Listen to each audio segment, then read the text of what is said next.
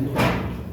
Y en esta oportunidad, ¿no? Me han brindado, ¿no?, la oportunidad de poder ofrecer este tema del mecanismo de trabajo de parto. ¿Ya? Quiero que presten atención, voy a tratar de hacer lo más corto posible para que también ustedes, lo poco que vamos a hablar, lo puedan interiorizar. Sobre todo esa es la idea, ¿no? De que puedan interiorizar y analizar cada detalle, cada poco detalle que se habla, y lo puedan aprender. ¿Ya? Me gustaría, y siempre trato de comenzar alguna clase con una pequeña frase, ya que ustedes, que son bastante jóvenes, siempre la deben tener presente. Y esta frase es la siguiente: que para ser médicos no basta con ser inteligentes, sino también necesitamos ser prácticos y también necesitamos ser humildes. Pueden ser médicos muy inteligentes que a la hora de la práctica no saben nada. Pueden ser médicos muy inteligentes, muy prácticos, y a la hora de atender a un paciente no se mueven. Entonces, en realidad, no podríamos llamarlos que son 100% médicos buenos.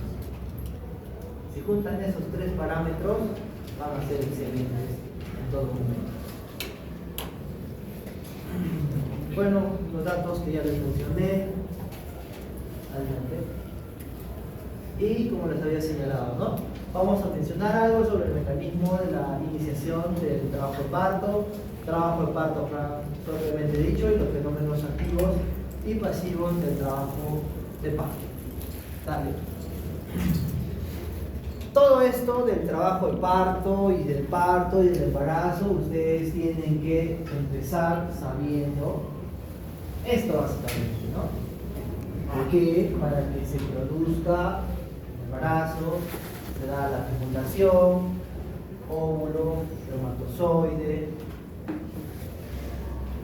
No, todavía no. En el tercio externo de la trompa va pasando el primer día, segundo día, tercer día, cuarto día, y es recién que al quinto día de la fecundación que recién ingresa, ¿no?, a la cavidad uterina. Antes no. Recuerden, tercio externo de la trompa, se produce la fecundación, y luego los movimientos ciliares de la trompa, el embrión va pasando por diferentes etapas hasta llegar al día quinto, que es el blastocisto, y se va a implantar en la cavidad uterina. ¿Cierto? Adelante. Y como ustedes pueden apreciar en esta imagen, ¿no?, desde la fecundación, todo el proceso del trabajo de parto para llegar a un feto a término o mayor de 37 semanas.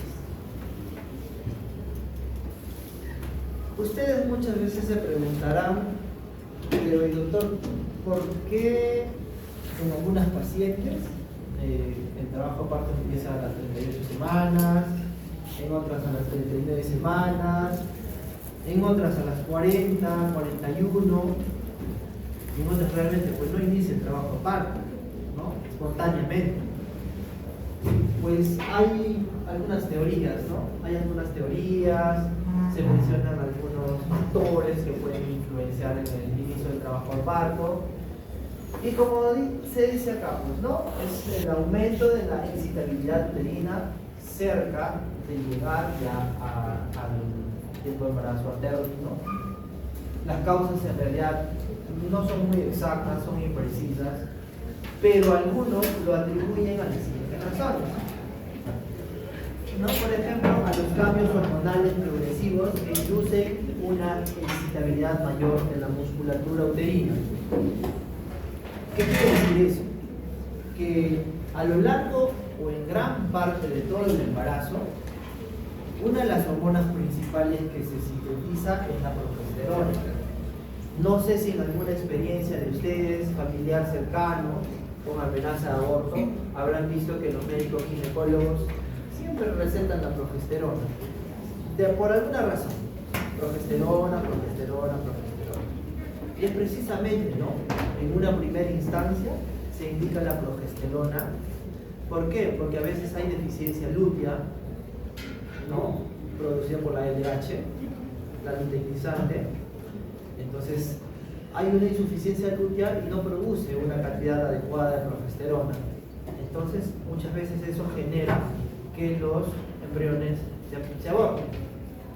Y a su vez, que la progesterona genera una relajación en las fibras musculares lisas, uterinas. A comparación, ¿no? De la producción de los estrógenos.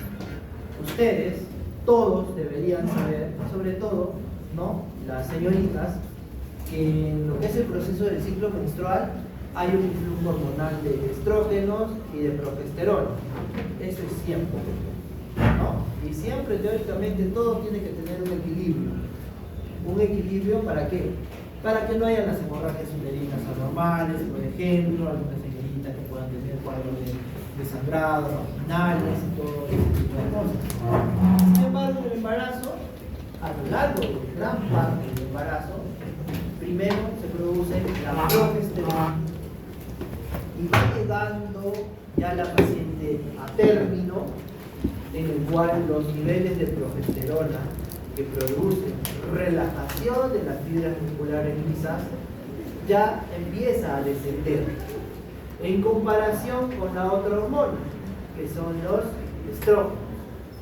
Los estrógenos ya a término empiezan a aumentar su sintetización y son los estrógenos que producen, ¿no? Por un lado también la excitación uterina en este proceso. Adelante. Acá podemos observar, ¿no? Miren ustedes los factores hormonales que aumentan la contractilidad uterina. Insisto, mira, hay un aumento del cociente estrógeno en relación a la progesterona. Eso ya más o menos hacia el séptimo mes de embarazo.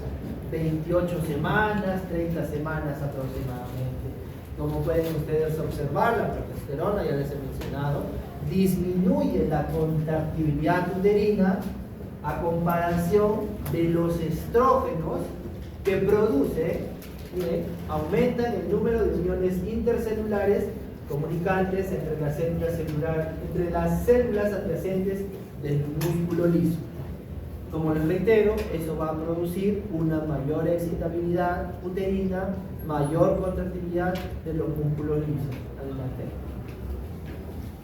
Otra teoría que también aporta, ¿no?, en lo que es el inicio del trabajo de parto es que la oxitocina, ustedes saben, ¿no?, la oxitocina provoca contracciones uterinas.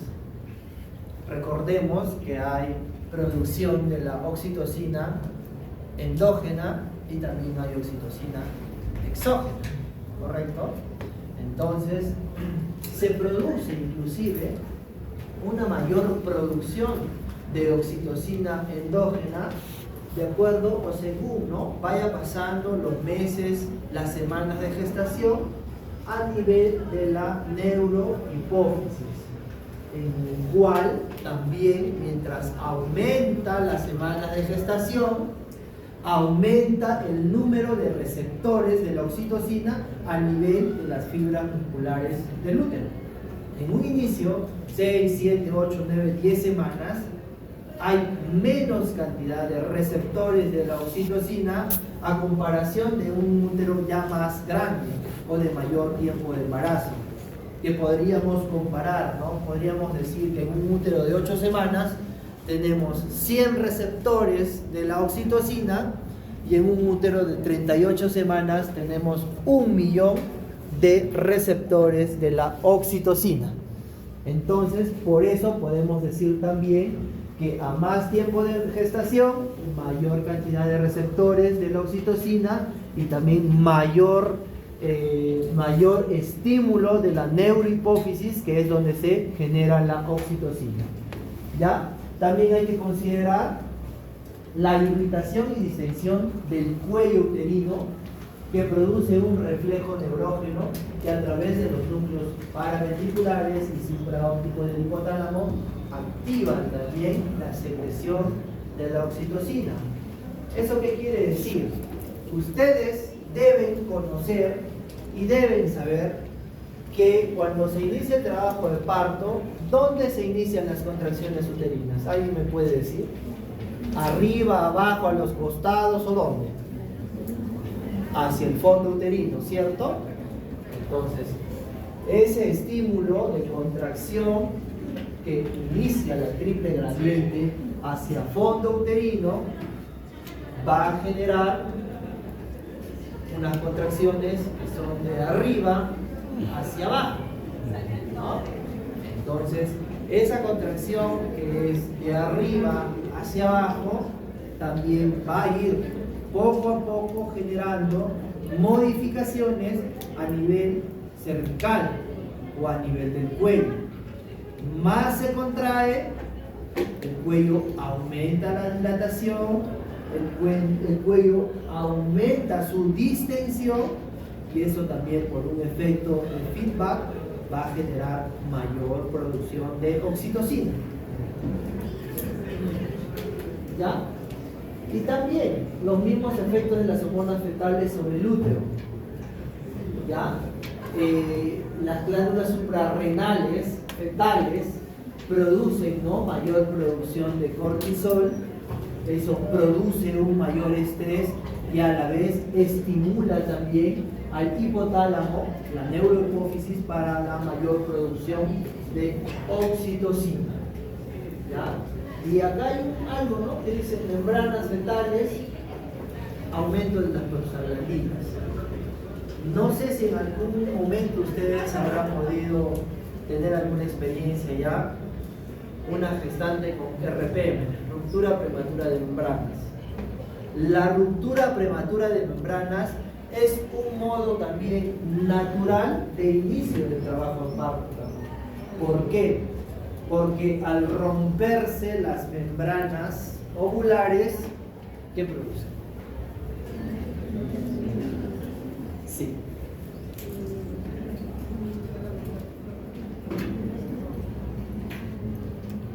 Creo que ibas a decir la respuesta correcta, pero hasta el último. ¿Qué ibas a decir?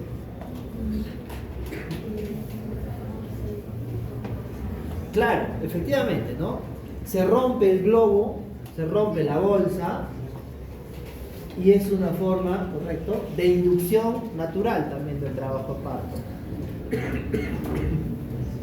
Sigue, por favor.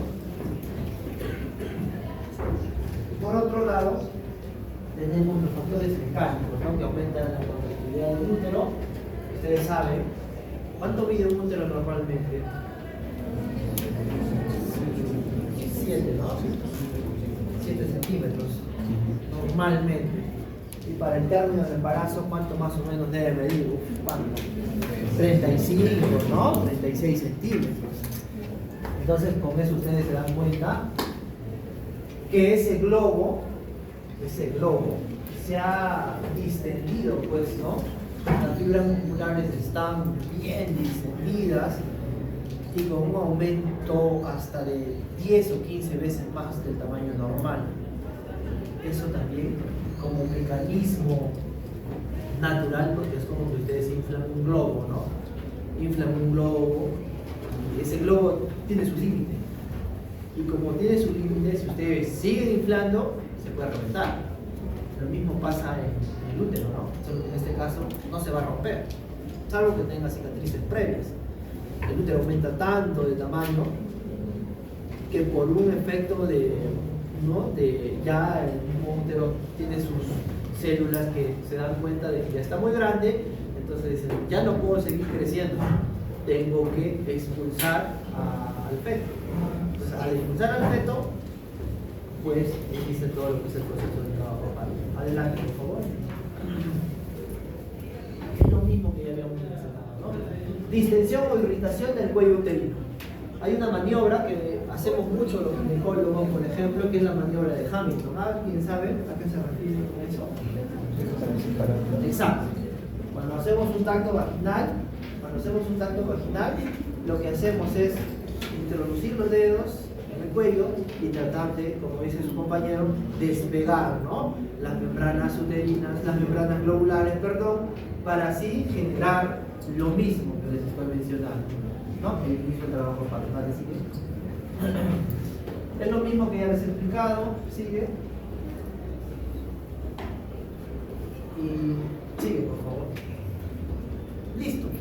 Y así se inició el trabajo de parto. Con esas teorías, ¿no?, que ya se han mencionado: parto hormonal, estrógeno, progesterona, distensión uterina, distensión cervical, ¿no? Inició el trabajo de parto. Perfecto. Ese trabajo de parto. El parto es el periodo desde el inicio de las contracciones uterinas regulares hasta la expulsión de la placenta. Ojo. ¿Cuándo iniciamos un trabajo de parto?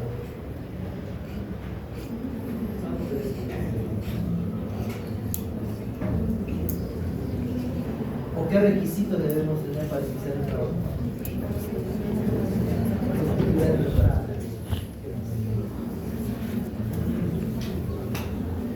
¿Qué dice ahí, por ejemplo? Que te he visto bien atenta de quién. A ver, cuéntame. Para aportarnos algo mucho mejor, sería genial. ¿Qué dice? Bueno, no te escuchamos. Escuchen, por favor, ya. El parto se define como contracciones uterino-regulares dolorosas que provocan una dilatación progresiva y corriente del cuello uterino. Eso, ¿no? Para que haya un inicio del trabajo de parto realmente, o sea, no vamos a esperar nosotros tener solo una contracción y ya con eso iniciar el trabajo de parto. Lo ha dicho su compañera, ¿no? Tienen que ser contracciones uterinas regulares, intensas, ¿no?, para que pueda iniciar un trabajo de parto. O sea, prácticamente tenemos que decir que tenemos que tener 3 contracciones en 10 minutos. Si por ahí ustedes, cuando ustedes en su serum ven un monitoreo fetal con solo una contracción, difícilmente, ¿no?, esa paciente va a iniciar el trabajo de parto. ¿Ya? Entonces, está acá también escrito. ¿Cómo te llamas? Discúlpame. Erika, ¿no? Date al papel, ¿ya? Por favor. Y si nos tienes que aumentar algo, sería lo máximo. Te lo agradecería. En el cual las contracciones deben ser regulares hasta la expulsión de la placenta. ¿Alguien sabe cómo se denomina esa parte? Alumbramiento. Perfecto. O sea, sale la placenta y ya está. Ya, acá tenemos la definición del parto normal. Es el proceso fisiológico único en el que la mujer finaliza su gestación a término, en el que están implicados factores psicológicos o socioculturales. Su inicio es espontáneo, ojo, normalmente debe ser espontáneo, por lo que ya les he mencionado. Se desarrolla y termina sin complicaciones, culmina con el nacimiento y no implica más intervención que el apoyo integral y respetuoso de las necesidades. La definición operativa del parto, que se inicia cuando existe una actividad uterina, ojo, rítmica, progresiva y dolorosa, con una frecuencia mínima de 2 contracciones cada 10 minutos y un cervix borrado al menos en un 50% y con 4 centímetros de dilatación. Cuando hablamos ya de 4 centímetros de dilatación, Flor, ¿de qué hablamos? Una fase activa, ¿no? Correcto, perfecto. Sigue, por favor. Seguimos acá con la definición del trabajo de parto, ya lo hemos mencionado, ya lo ha mencionado también Erika. Sigue, por favor. Y habíamos, de repente con grupo, también seguro la mayoría de los grupos ha comentado esto, ¿no?, en sus prácticas, de que para el trabajo de parto hay 3 periodos, ¿no? Hay tres periodos. ¿Cuáles son los periodos? ¿Alguien sabe?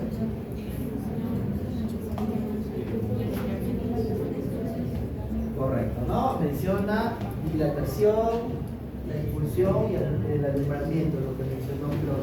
Adelante. Muy bien. Y para que ustedes, para hablar del mecanismo de parto, ustedes saben que tiene que haber un objeto de parto, ¿no? Que son los movimientos que realiza el feto, o es el feto en sí, es el canal del parto, o sea, la pelvis, y por otro lado es el motor, ¿no? El motor del parto. Sin motor del parto no hay parto. Eso quiere decir que sin contracciones uterinas no hay parto. Adelante. Inclusive acá señala, miren, ¿ya? Las contracciones uterinas del parto, a diferencia de las contracciones musculares fisiológicas, o sea, las normales, del músculo espinoso durante el parto son dolorosas. ¿Ya? Eso es lo que lo diferencia de lo normal, podríamos decir, que las contracciones son dolorosas. Por eso la mayoría de pacientes gestantes siempre es un poco, siempre está sufrimiento del trabajo parto. ¿Ya? ¿Por qué? Porque hay una hipoxia del endometrio contraído, se asemeja a una angina de pecho, hay compresión de los ganglios nerviosos en el cuello uterino y también en el segmento inferior, y porque hay un estiramiento cervical durante la dilatación. Imagínense, ¿no? Ustedes, me imagino que ya habrán hecho prácticas, han visto cómo es el cuello, es cerrado totalmente, ¿no? Es así, y para lograr la expulsión del feto, el cervix se dilata completamente, o sea, es lo que genera las contracciones es bastante marcado en una paciente, ¿no? Es bastante doloroso. Y estiramiento del peritoneo que recubre el fondo uterino. Acá hay algunas características que hay que tomar en consideración siempre para que podamos decir que el parto se va a iniciar. La intensidad, la frecuencia, la duración, el tono y, ¿no? la actividad uterina, que ya les he dicho, que debe ser un mínimo de 3 contracciones en 10 minutos. Adelante. Les llegó a ustedes a sus serums, al centro de salud en el cual están trabajando, les llegó una gestante que, bueno, gracias a Dios, empezó con buena dinámica, tiene buenas contracciones regulares, marcadas e intensas. Ustedes la evalúan y la encuentras con 2 centímetros de dilatación. ¿En qué fase puede estar esa paciente de trabajo parto? ¿Cuál es la primera fase? Claro, hay que diferenciar, chicos, ¿no? Una cosa son los periodos, que ya hemos hablado, tenemos con nuestra compañera de allá, que es la dilatación, la expulsión y el alumbramiento, y otra cosa son las fases, ¿no, Flor? ¿Cuáles son las fases, Flor? La fase latente por un lado y la fase activa por el otro lado, ¿no? Eso sí traten de fijarlo bien, ¿ya?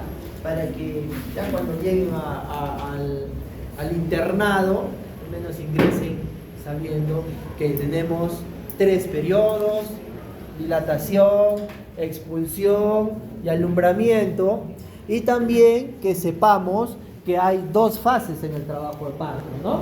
Por un lado está la fase latente y por otro lado está la fase activa, ¿no? La fase latente.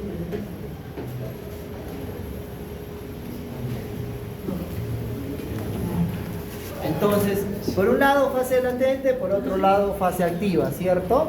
Entonces, lo que yo quiero es que fijen, la fase latente va desde el inicio del trabajo de parto, o sea, 1, 2, 3 centímetros. La fase activa va de 4 centímetros hasta los 10 centímetros de dilatación. Ojo, al momento de hacer el tacto vaginal. Cuando ustedes lleguen a su serum, bueno, cuando ustedes lleguen al internado, que ya deben llevar 2 años, ¿no? En 2 años ya deben llegar al internado, lo primero que debemos aprender a hacer, más allá de cualquier otra cosa, es hacer un buen tacto vaginal, ¿ya? Para poder diferenciar en sus gestantes, todos son médicos, todos van a manejar en sus momentos gestantes, es precisar bien la dilatación. ¿Ya? 3 centímetros, fase latente, de 4 a 10, fase activa. Tenemos que tener también algunas cosas marcadas, ¿no? Por ejemplo, tener siempre en comparación cuándo es una gestante nulípara y cuándo es una paciente gestante multípara. porque tampoco no es lo mismo. ¿Ya? Una paciente nulípara, ya ustedes deben entender que es una paciente que todavía no ha tenido parto por vía vaginal, ni procesal, por ninguna vía. Una paciente multípara es aquella que sí ya ha tenido un parto, sea por vía vaginal o sea por vía procesal. ¿Ya? Por ejemplo, ya les había señalado, tenemos una fase latente y tenemos una fase activa. Ustedes tienen que diferenciar y siempre también darse cuenta, ¿no? Porque la fase latente también tiene sus horas y la fase activa también tiene sus horas de duración.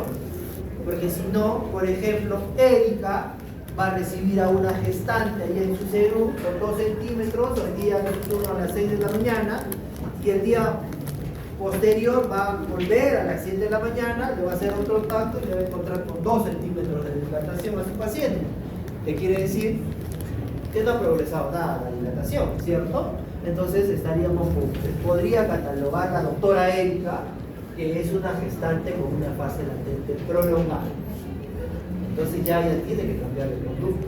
Ya no la va a seguir observando porque no la va a tener 2 o 3 días con 2 centímetros de dilatación y no va a hacer nada, ¿no? O sea, tiene que tomarlo bien. Pero para eso ya ustedes tienen que saber horas, valores normales para que puedan tomar una decisión. ¿Ya? Entonces en las nulíparas, una fase latente que es más de 20 horas ya se considera una fase latente prolongada. En una multípara, más de 14 horas ya es una fase latente prolongada. Fase activa, ya hemos repetido, ya hemos recalcado, ¿no? 4 centímetros hasta 10 centímetros.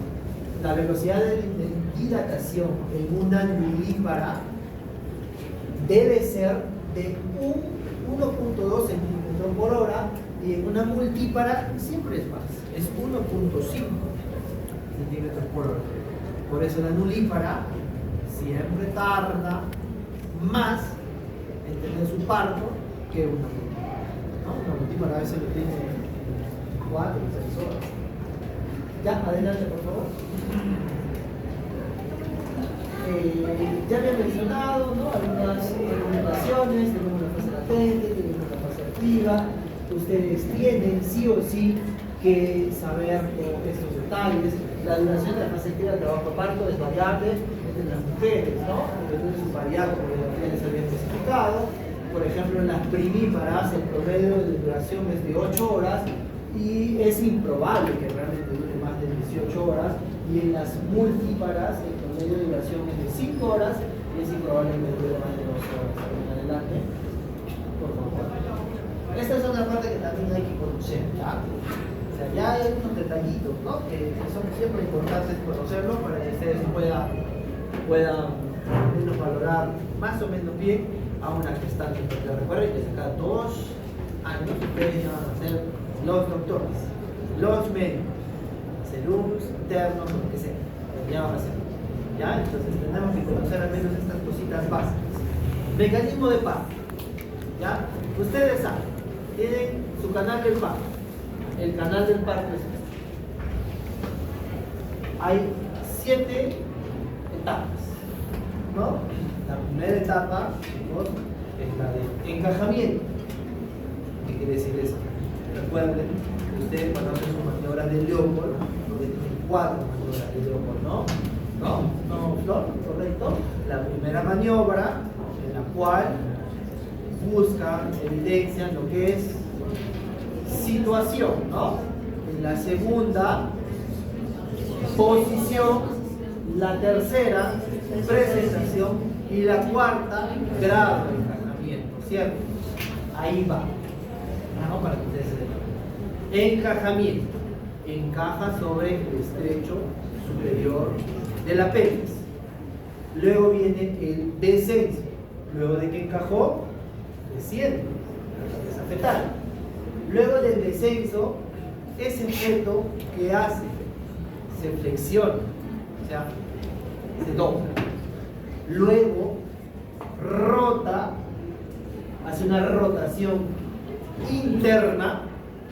Luego de la rotación interna, el feto se extiende nuevamente. Luego hace una rotación externa para finalmente salir.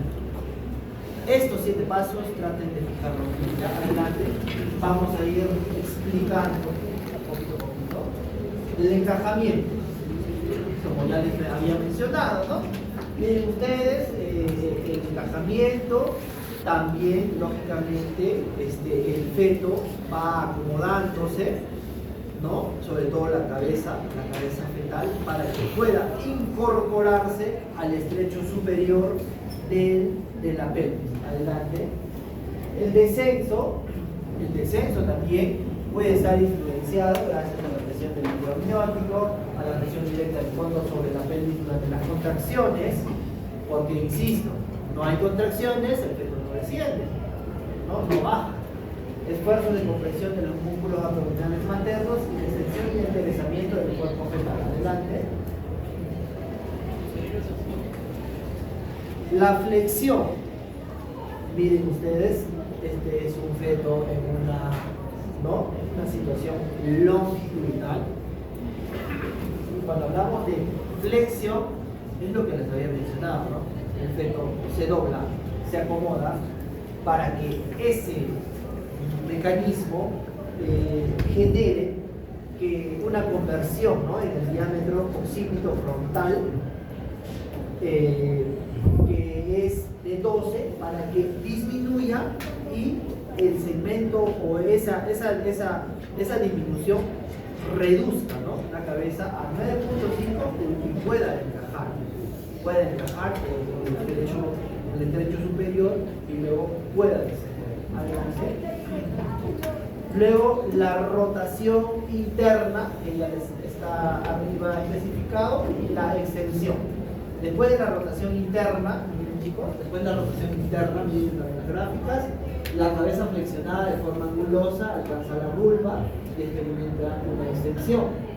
Si la cabeza angulosamente flexionada no se extendiera a la alcanzada del suelo pélvico, sino que se entrara, ¿no? Digamos, impactaría en realidad la porción posterior del perineo, y eso dificultaría o haría más forzoso el mismo mecanismo del parto. Adelante.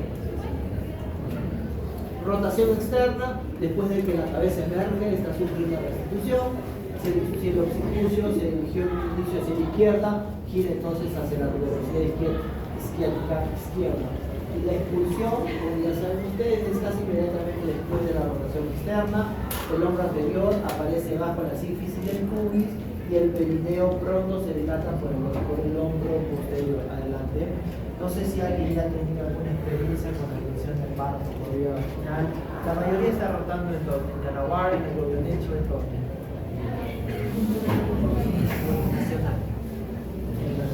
Creo que no hay mucho parto.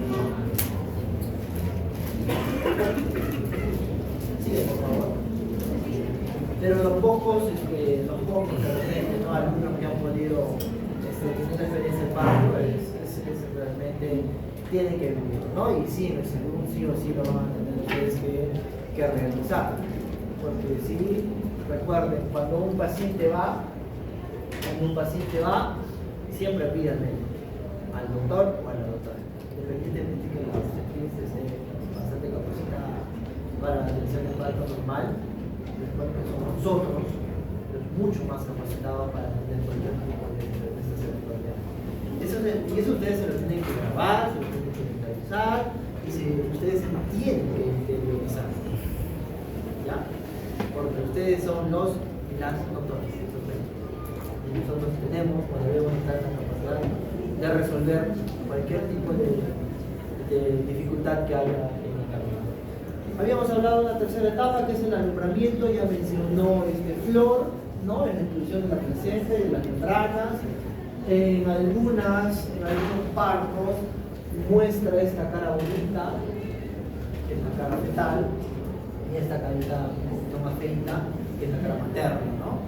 Entonces, eso también es importante que ustedes evalúen y determinen al momento de que se produce el parto.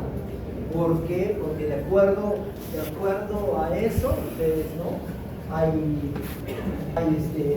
Se puede dar en algunos casos también algunos cuadros de hemorragias uterinas, posparto, Tenemos que conocer que el alumbramiento debe demorar máximo 30 minutos, ¿no?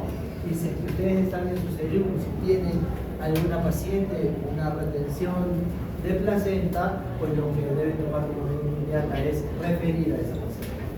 ¿Ya? Recordemos que todo puede estar permitido menos una muerte materna. ¿Ya? O sea, no debemos generar nada malo, ¿no? Pero dentro de todo, lo malo, lo peor que debemos evitar es que ocurra una muerte materna. ¿Ya? Porque así sean médicos generales, en un inicio, sí, igual les va a permitir la culpa. Cuando hacemos un manejo activo de la tercera etapa del parto, que es el alumbramiento, ¿no? Se inyecta la oxitocina dentro del primer minuto después del nacimiento del bebé y hay que hacer la extracción de la placenta mediante la extracción controlada del cordón umbilical, presionando simultáneamente sobre el útero en el sentido contrario. Recuerden, la placenta debe salir sola, espontáneamente. Ustedes no tienen que jalar, presionar, sola sale.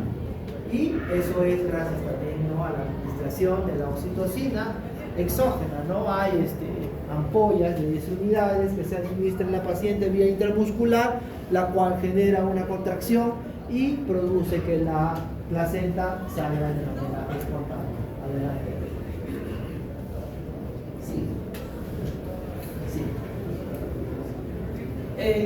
Acá ya casi para terminar, hay unos detallitos más, los fenómenos pasivos, fenómenos activos, que también no forman parte de todo este mecanismo de trabajo al parto. Por ejemplo, los fenómenos pasivos son aquellos que no requieren gasto energético importante, como el borramiento y la lesión del cuello, la ampliación o elongación del segmento inferior, pérdida del tapón mucoso, formación y rotura de la bolsa de agua, ampliación de la vulva, vagina y perineo. Eso cuando ustedes ya están en su parto le hacen una episiotomía, ¿no? Le hacen un corte.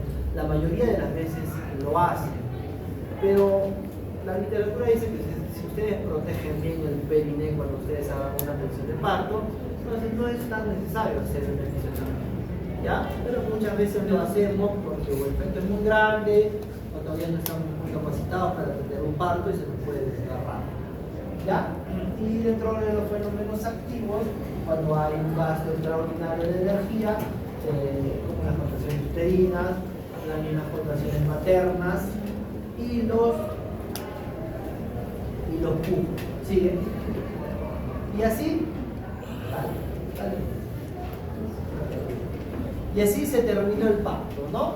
Pero dale la siguiente, igual que el inicio, siempre con una frase, ¿no?, de Antonio Machado que dice: caminante, no hay camino, se hace camino al andar.